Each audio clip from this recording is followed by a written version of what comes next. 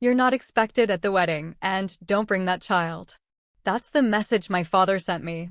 10 seconds later, my mother added something even colder. She doesn't belong in this family, and neither do you. They thought they had erased me. What they didn't know was that before the wedding even started, I had already begun dismantling everything they'd spent 40 years building. Before we get into today's unbelievable revenge story, take a second to like the video and subscribe if you love true Reddit revenge stories where karma arrives with receipts. Now, let's get into it. The daughter they erased. There are moments in life that split your existence into two completely different people. The person you were before, and the person you become afterward. For me, it happened on an ordinary Thursday afternoon. The sun was warm enough that Ava insisted we eat lunch outside. She was sitting cross-legged in the backyard, wearing little purple overalls she'd somehow managed to stain within 10 minutes. She was carefully pulling tiny white petals from a daisy. Not because she believed in he loves me not. Because she wanted to make fairy soup. Every flower deserved a second purpose, according to my 5-year-old daughter. I watched her humming softly while my phone buzzed across the patio table. Dad. I almost smiled. Almost. Maybe, just maybe, it was finally the invitation. Caleb's wedding was 2 days away. Everyone else had already received theirs. Even distant cousins I hadn't seen in over 15 years. I'd been telling myself maybe mine was delayed. Maybe there had been some mistake. Maybe. Funny how hope survives long after common sense dies. I opened the message. You're not expected at the wedding. Do not bring that child. That child. Not Ava. Not your granddaughter. Not even her name. Just that child. I read it again. And again. Each time the words somehow grew sharper. Before I could even process them, another notification appeared. Mom. She doesn't belong in our family. Neither do you. 10 words. 10 simple words. Enough to erase 33 years of pretending they loved me. I didn't cry. People always imagine betrayal comes with screaming. It doesn't. Sometimes betrayal is terrifyingly quiet. It feels like concrete slowly hardening inside your chest. Everything becomes heavy. Your heartbeat. Your breathing. Even blinking feels exhausting. I lowered the phone onto the table. Across from me, Ava looked up with the biggest smile. Mommy. She held up a handful of flower petals. I made enough soup for everybody. Everybody. If only she knew. I smiled anyway. Because that's what mothers do. We smile while breaking apart inside. I walked over and wrapped my arms around her. She smelled like sunscreen and strawberries. She leaned against me without asking questions. Children somehow know when silence means something. You belong to me, I whispered into her hair. And that's enough. She hugged me tighter. I know. Those 2 words nearly destroyed me. Because she shouldn't have needed to know. No child should ever wonder whether they belong. But mine already did. And that wasn't an accident. That was years of careful cruelty from people who cared more about appearances than love. It hadn't started with Ava. No. It had started with me. Long before I ever became a mother. Growing up in the Whitaker estate looked glamorous from the outside. People saw magazine photos. Holiday charity galas. Political fundraisers. $1-million landscaping. Imported marble. Crystal chandeliers. The Charleston elite called us old money. Respectable. Elegant. Privileged. They never saw what happened after the guests left. My brother Caleb was the golden child. Straight-A student. Football captain. Student council president. The future CEO. Every achievement became another framed photograph. Every mistake quietly disappeared. I had a stutter. Not severe. Just enough that nervousness tangled my words. Enough for classmates to notice. Enough for my mother to tell me. Smile more and speak less. When Caleb brought home a B in chemistry, Dad hired him a private tutor.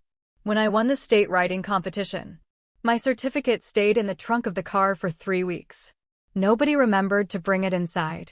Birthdays told the same story. Caleb chose expensive vacations. I got books about improving confidence. At family dinners, they'd toast Caleb's future, then casually ask whether I'd ever learn to stop mumbling. Everyone laughed, including me. Because children learn quickly. If everyone laughs, maybe it hurts less. Except it never does. By high school, I'd mastered invisibility. Quiet girls survive by becoming useful. I cleaned, organized events, managed schedules, helped grandma cook Thanksgiving dinner, balanced household accounts, handled charity mail. Nobody thanked me, but everyone expected it. My grandfather noticed. He noticed everything. Unlike the others, he never interrupted when I struggled to speak. He simply waited.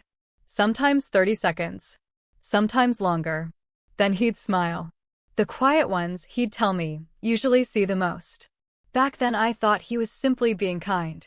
Years later, I realized he'd been preparing me. College changed everything. For the first time, I lived somewhere nobody knew my family name. Nobody compared me to Caleb. Nobody cared that I occasionally stumbled over words. People listened to what I actually said. Imagine discovering at 19 that you aren't actually broken. You were simply surrounded by people determined to convince you that you were. That's freedom. I studied finance. Not because anyone expected it. Because numbers never interrupted. Numbers made sense. People lied. Math didn't. I graduated near the top of my class. Dad forgot the ceremony. Mom sent flowers. The card wasn't even signed. Then came Ethan. The great love story that lasted exactly 3 years. He wasn't evil. Just weak. When I became pregnant, he panicked. His career wasn't ready. His apartment wasn't ready. His parents weren't ready. Apparently everything except responsibility was ready. He left before Ava was born. I never chased him. Some people think that makes me proud. Truthfully, I simply didn't have the energy. My family assumed I'd come crawling home. Instead, I bought a modest little house. Nothing fancy. Small kitchen. Big backyard. White fence. Mortgage entirely in my own name. My parents hated that. Not because I struggled. Because I didn't. Every promotion I earned without them became another insult. Every bill I paid alone challenged the story they'd been telling everyone. That I couldn't survive without the Whitaker name. Meanwhile, Ava grew into sunlight. She laughed loudly. Talked constantly. Collected rocks she believed looked friendly. She introduced herself to strangers at grocery stores. She trusted the world. I prayed every night the world wouldn't teach her otherwise. My parents rarely visited. When they did, they brought expensive toys. Not affection. Mom corrected Ava's manners every 5 minutes. Dad barely looked up from his phone. One Christmas, Ava proudly showed Grandpa a drawing she'd spent hours making. He glanced at it, then asked Caleb about stock prices.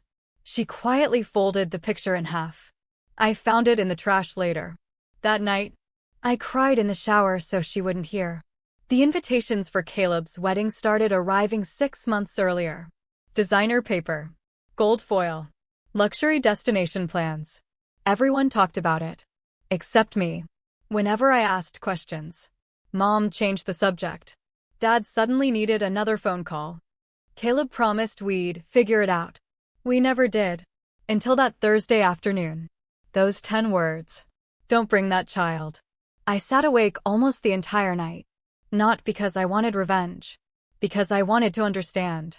How does a grandmother reject a little girl who still draws hearts around her name? How does a grandfather erase 5 birthdays without guilt?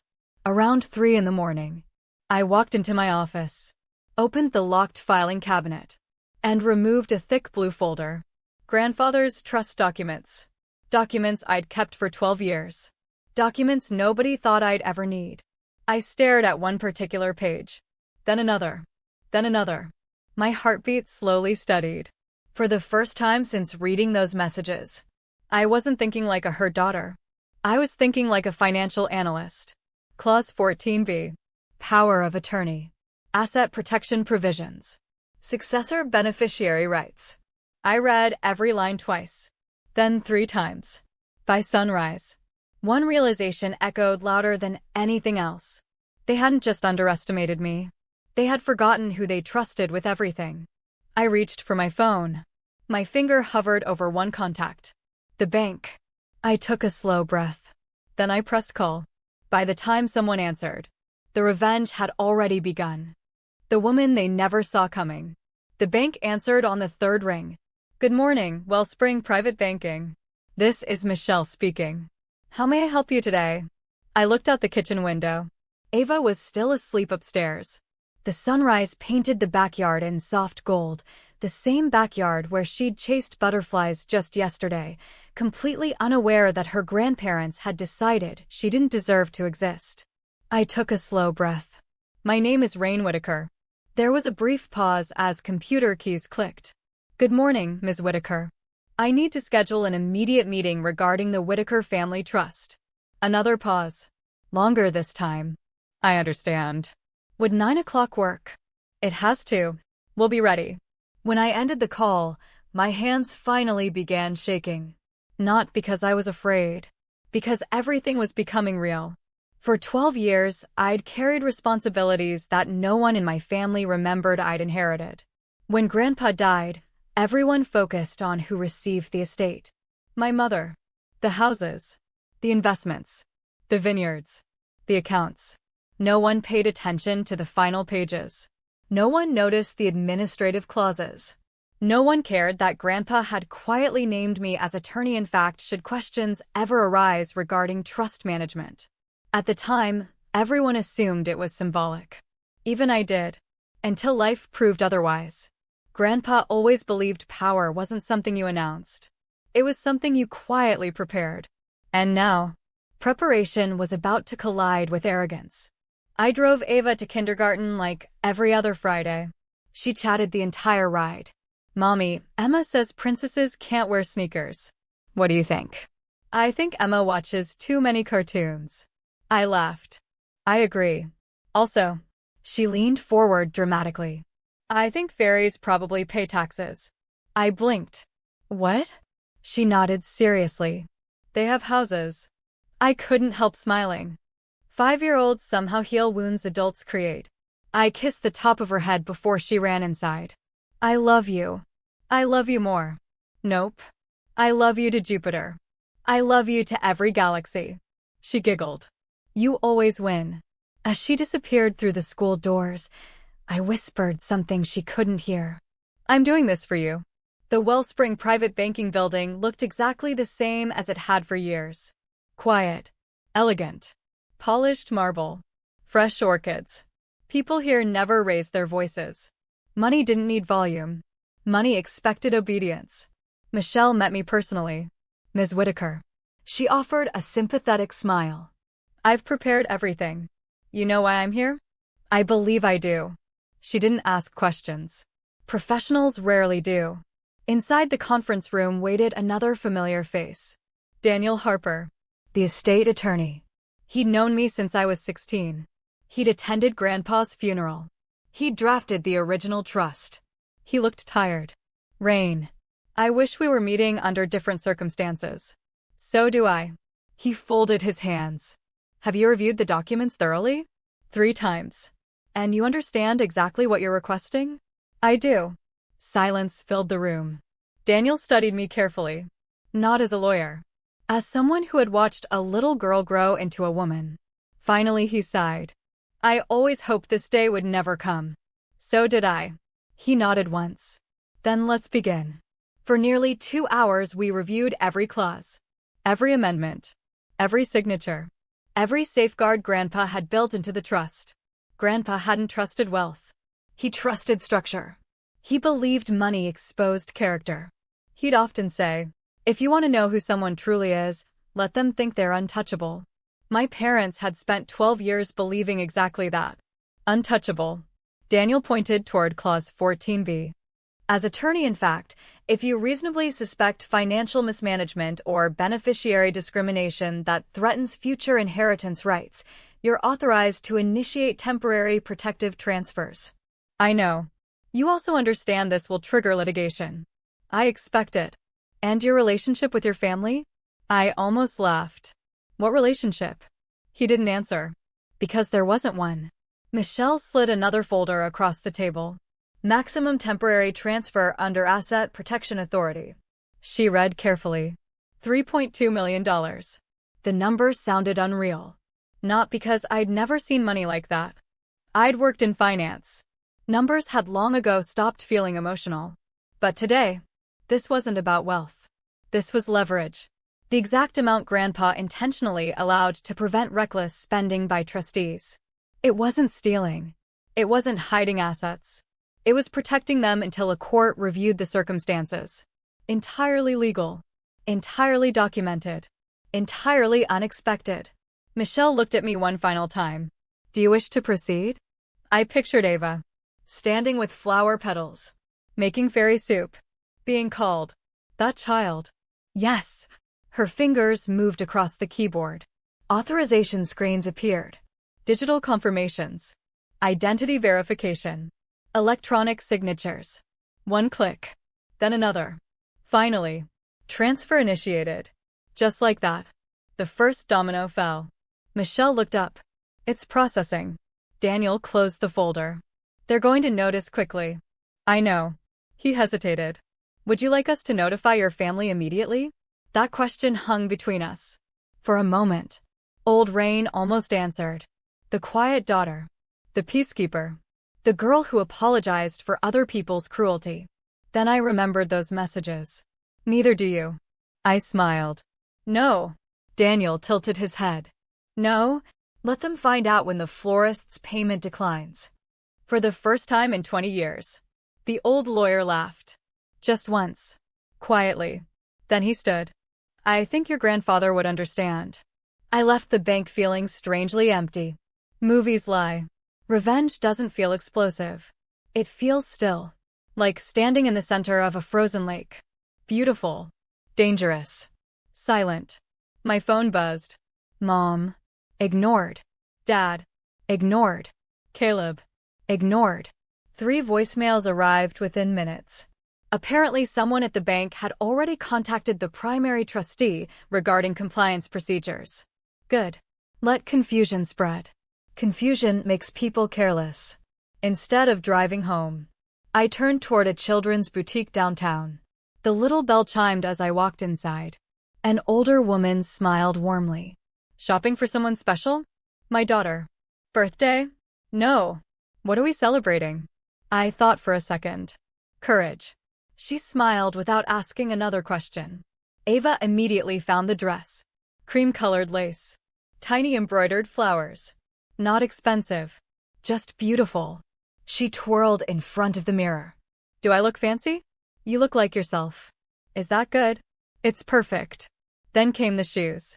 Sparkly silver sneakers. Because apparently princesses and fairies both preferred comfortable footwear. She hugged the shoebox. I'll take good care of them. I know you will. Children treasure things because they haven't yet learned to measure value by price. Adults should remember that. Before leaving, I bought myself something too. Not a dress. Not jewelry. A tailored navy suit. Sharp lines. Simple elegance. The woman helping me raised an eyebrow. Big meeting. You could say that. You'll make an impression. I looked at my reflection. For years I'd dressed to disappear. Neutral colors. Soft fabrics. Nothing memorable. Today, I wanted to look exactly how I felt. Calm. Controlled. Impossible to intimidate. By evening my phone had accumulated 43 missed calls. Text after text flooded the screen. Dad. Call me now. Mom. What have you done? Caleb. Rain, please. Please answer. Another. This isn't funny. Another. You're going to ruin everything. Funny. No one worried about ruining everything when they erased my daughter. I typed exactly one word. Understood. Sent it to my father. Then turned my phone completely off. The silence that followed felt priceless. That night Ava climbed into my lap while we watched old Disney movies. Mommy? Yeah. Are we going somewhere tomorrow? We are. Where? A wedding. She smiled. Will there be cake? There probably will. Can I dance? If you want. She thought carefully. Will Grandma be there? My heart tightened. Yes. Will she hug me this time? I couldn't answer immediately. Because children ask questions adults spend years avoiding. Finally, I kissed her forehead. No matter what happens tomorrow. I whispered. You stay beside me. She nodded. Okay. Then she surprised me. Mommy? If people are mean. Yes, that's because something inside them hurts. I stared at her. Who told you that? My teacher. Smart woman. Very smart. I smiled. She's right. Ava leaned against me. I don't want people to hurt anymore. Neither did I. But some people confuse consequences with cruelty. Tomorrow, my family would learn the difference. I barely slept. Every hour I woke expecting panic, regret, fear. Instead, I felt certainty. Not happiness. Not excitement. Certainty. There is a difference. When dawn arrived, I ironed my navy suit, helped Ava into her cream lace dress. She spun in circles wearing those sparkly shoes she'd fallen in love with. Do I look okay? You look amazing. She grabbed my hand. I'm ready. I looked at the clock. The ceremony would begin in less than 3 hours. Across Charleston, florists were arranging imported roses. Musicians were tuning violins. Champagne chilled in silver buckets. Guests admired handwritten place cards. My family believed today belonged to them. None of them realized the foundation underneath their perfect celebration had already started to crack. And in less than an hour, the very first bill would come due. The wedding that unraveled. I have never believed in dramatic entrances. Movies make revenge look loud. Real revenge is quiet. It arrives wearing polished shoes, carrying a folder instead of a weapon. That Saturday morning, I fastened the last button on my navy suit and looked at myself in the hallway mirror. For the first time in years, I didn't see the frightened little girl my parents had spent decades creating. I saw a mother, a woman, someone who had finally stopped asking for permission to exist. Behind me, Ava skipped into the hallway. Her cream lace dress swayed with every step, and her silver sneakers glittered each time the sunlight caught them. She spun in a slow circle. Mommy? Yes. Do I look pretty enough? I smiled. You don't have to be pretty enough for anyone. She frowned. What do you mean? You already are. She nodded thoughtfully, accepting that answer the way only children can. Then she reached for my hand. I'm ready. So am I. But that wasn't entirely true.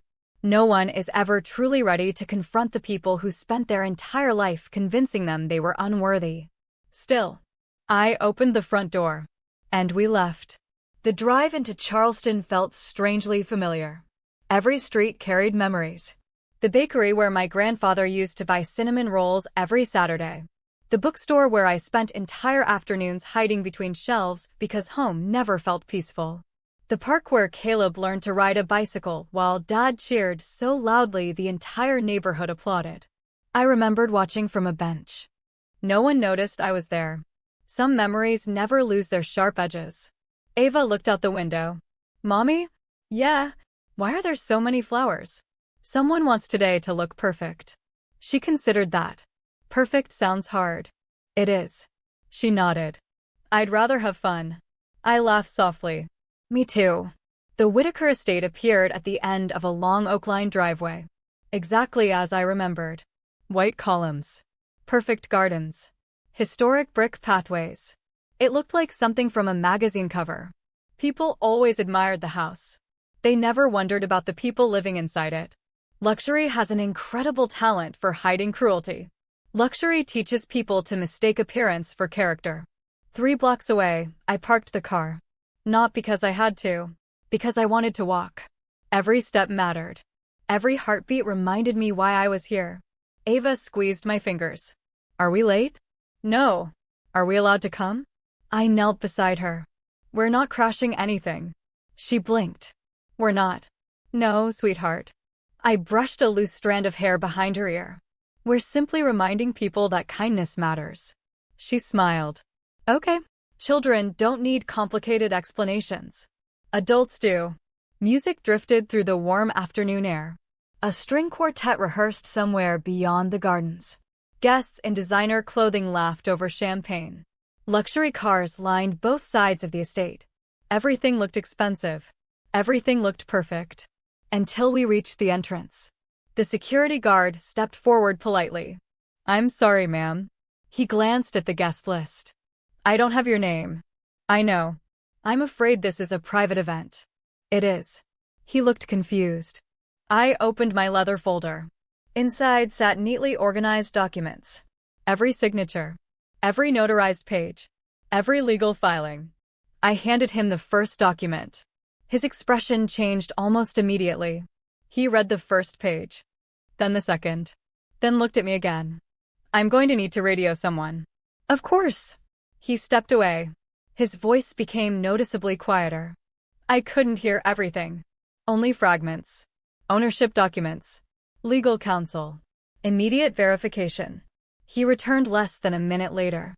His entire posture had changed. Instead of blocking the entrance, he stepped aside. Please proceed, Ms. Whitaker. I thanked him. Not because I had one. Because he had simply done his job.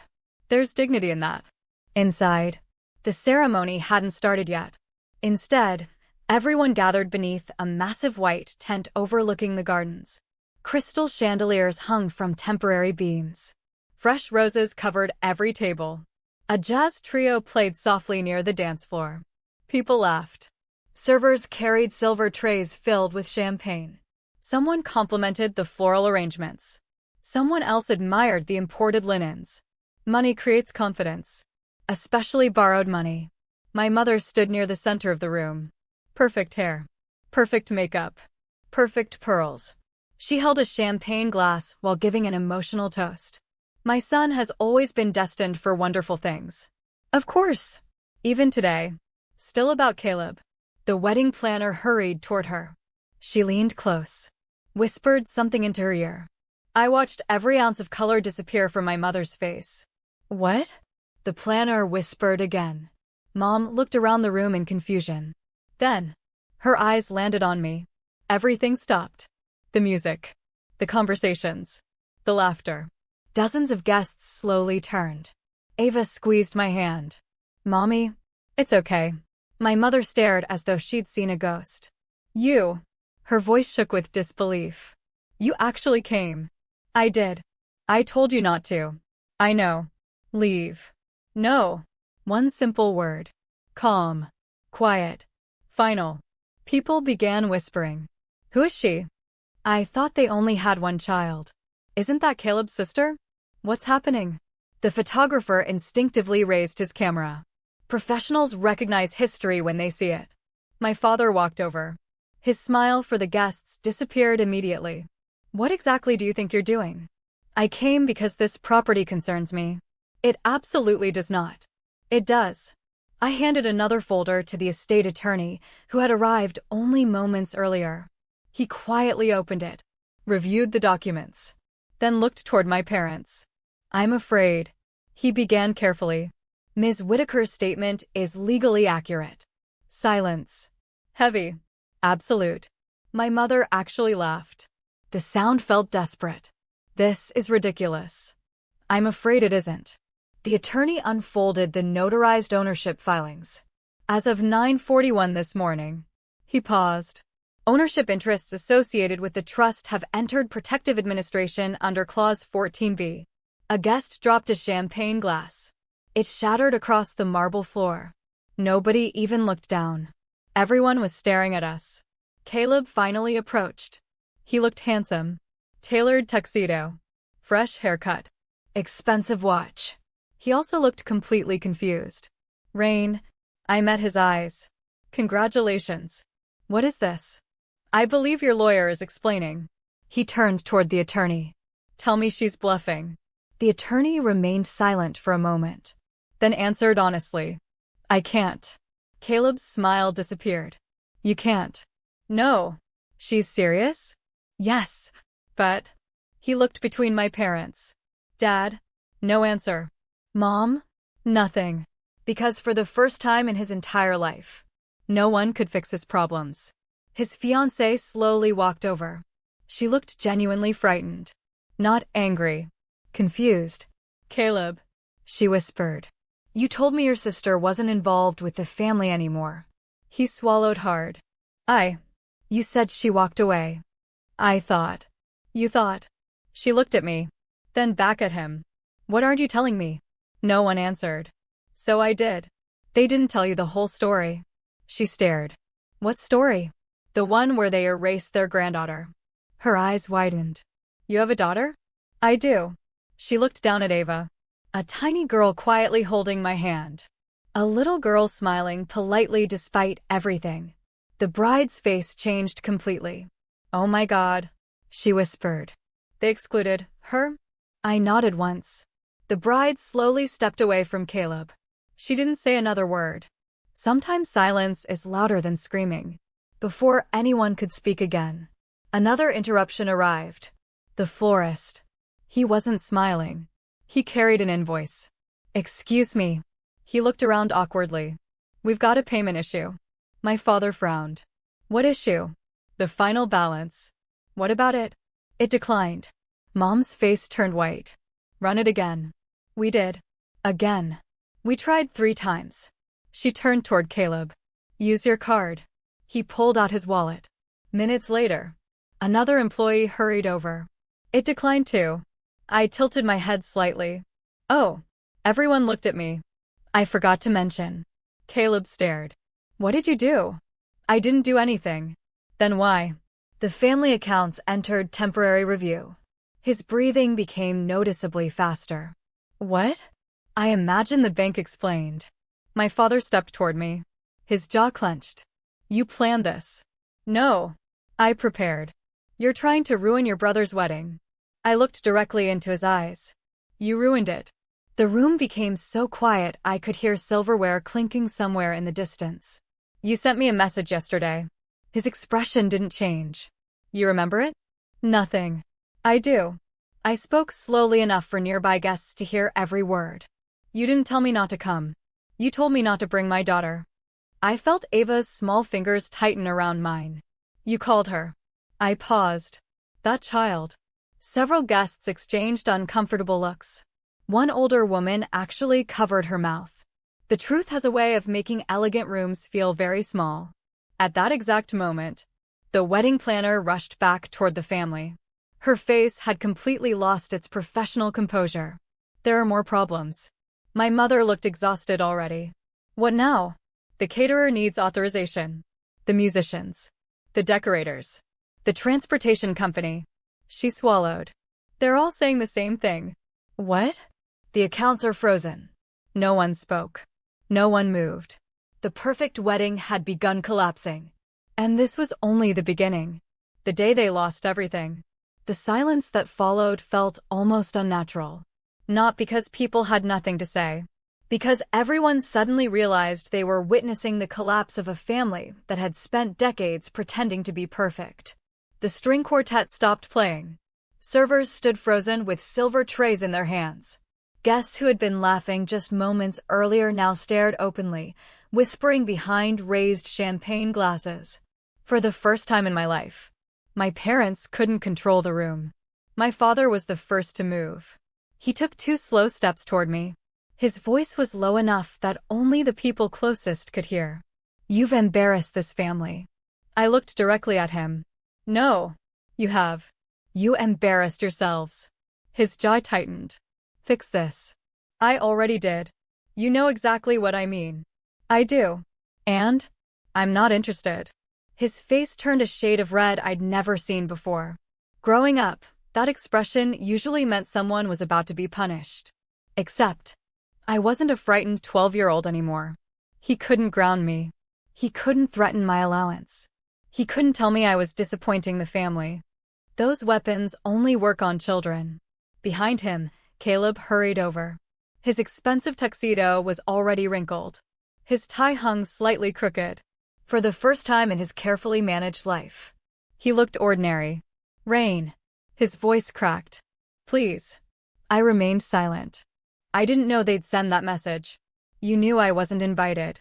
He lowered his eyes. You knew Ava wasn't invited. I thought. No.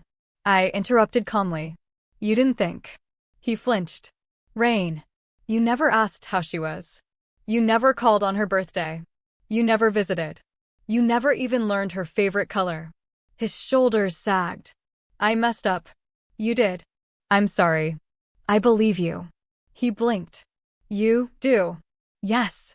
He looked relieved for exactly 1 second. Then I continued. But being sorry doesn't erase choices.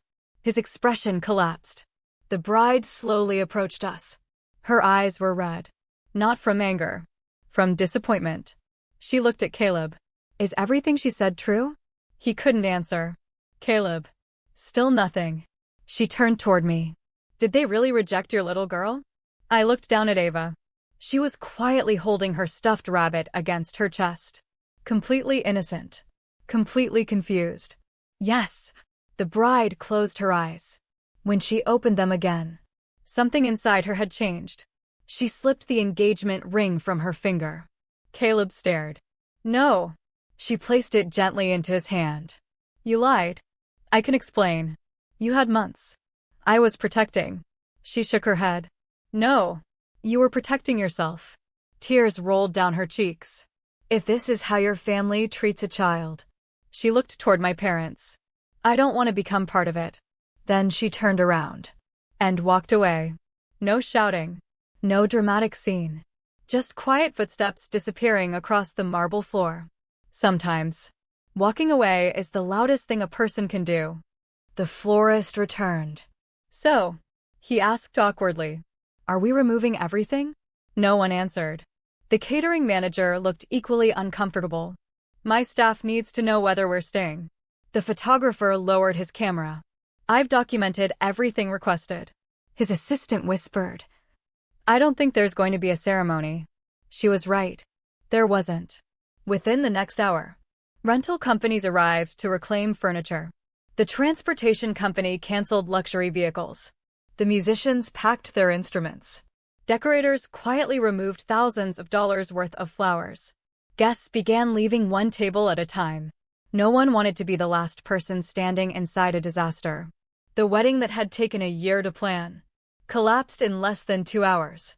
As Ava and I walked toward the front entrance, I heard footsteps racing behind us. Rain. Caleb. Breathing hard.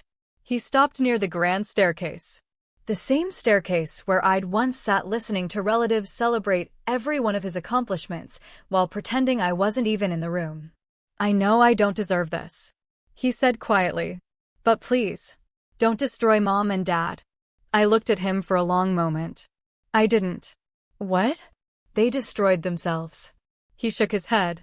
You could stop this. I could. Then why won't you? I glanced toward Ava. She was examining the carved wooden banister, completely unaware of the history surrounding it. Then I looked back at my brother. Because nobody stopped them. When they ignored me. When they mocked my speech. When they treated me like unpaid staff. When they erased my daughter. No one stepped in. His eyes filled with tears. I should have.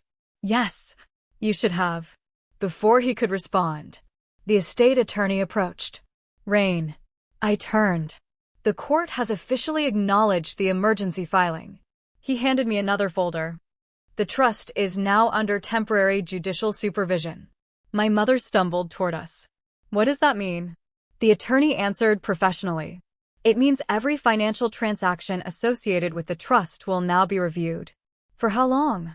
Until the investigation concludes. She looked horrified. But the charity gala, the vacation property, the investment accounts, the board memberships. He simply nodded. They're all affected. My father looked like someone had punched him. You've ruined us. I met his eyes. No. I exposed you. Ava tugged gently on my sleeve. Mommy? Yes. Can we go home now? I smiled. Yeah. I think we're done here. She looked around the enormous estate. It isn't very happy. No, it isn't. She slipped her tiny hand into mine. I like our house better. So do I. And with that, we walked away. Neither of us looked back. The following weeks moved surprisingly fast. News spread quietly through Charleston's social circles. People whispered. Not because the Whitakers had financial problems. Old money families survived those. They whispered because the illusion had cracked. The perfect family wasn't perfect. The respected philanthropists had disowned a 5-year-old granddaughter. That story spread much faster than any financial investigation ever could. Reputation, unlike money, is much harder to recover. 2 weeks later, the wedding was officially canceled. Not postponed. Canceled. The venue deposits were gone. The vendors had moved on. The invitations became expensive pieces of useless paper. The bride never came back. I heard months later she'd moved across the country. I hoped she found peace. She deserved better than becoming another Whitaker. Around the same time, their attorneys requested mediation, then settlement, then private negotiations. Every letter carried the same message. Let's resolve this quietly. For decades, quiet had only benefited them. I declined every offer. Not because I wanted revenge anymore. Because accountability shouldn't happen behind closed doors. A month later, the emergency family meeting was finally scheduled. I arrived alone. No anger. No fear. Just a leather briefcase and years of clarity. My mother wore dark sunglasses indoors. My father looked 10 years older. Caleb barely raised his head. The estate attorney placed several documents in front of everyone, then nodded toward me. I stood. My grandfather believed wealth should serve people. I paused. You used it to control them. No one interrupted. I removed one final envelope from my briefcase. This is my decision. Dad frowned. What is it? My future. Inside was a notarized amendment. Months earlier, during the legal review, I'd been given the opportunity to reaffirm my beneficiary rights. Instead, I had redirected everything legally available to me into a protected educational trust. For Ava. Nobody else. My father stared at the paperwork. You're giving it to her? I'm protecting it for her. My mother whispered. After everything we've done. I looked at her calmly. No. Despite everything you've done. The meeting ended without another argument. There was simply nothing left to fight about. They had spent 33 years believing obedience could be demanded. That family meant ownership. That silence meant weakness. They had mistaken my patience for surrender. They never understood. Patience and surrender are not the same thing. That evening, I came home to the only place that had ever truly felt like mine. Our little white house. Ava sat at the kitchen table surrounded by crayons. She looked up as soon as I walked in. Mommy, I made something. She handed me a drawing. It showed two stick figures holding hands beneath an enormous yellow sun. Above us she'd written in crooked 5-year-old letters. Our home. No mansion. No marble staircase. No inherited fortune. Just two smiling people. I knelt beside her. It's beautiful. She smiled proudly. Because we're together. I wrapped my arms around her. Always. She rested her head against my shoulder. Mommy? Yeah. Are we safe now? I kissed the top of her head. We always were. She looked confused. We were. Yes. The only difference. I smiled through tears. Is that now everyone else knows it too. And for the first time in my entire life, walking away didn't feel like losing. It felt like finally coming home. People think revenge is about making someone suffer. Sometimes it is. But the best revenge isn't destruction. It's refusing to let cruel people decide your worth. My parents lost millions. They lost their reputation. They lost the wedding they tried so hard to make perfect. But those weren't their greatest losses. Their greatest loss was a granddaughter who would have loved them unconditionally. If only they'd loved her back. As for me, I didn't win because I took control of a trust. I won because my daughter will grow up believing something I never learned until adulthood. That love should never have to be earned. And family should never require permission. If this story moved you, don't forget to like the video and subscribe for more long-form Reddit revenge stories where karma always catches up in the end. And tell me in the comments, what would you have done after receiving that message? I'll see you in the next story.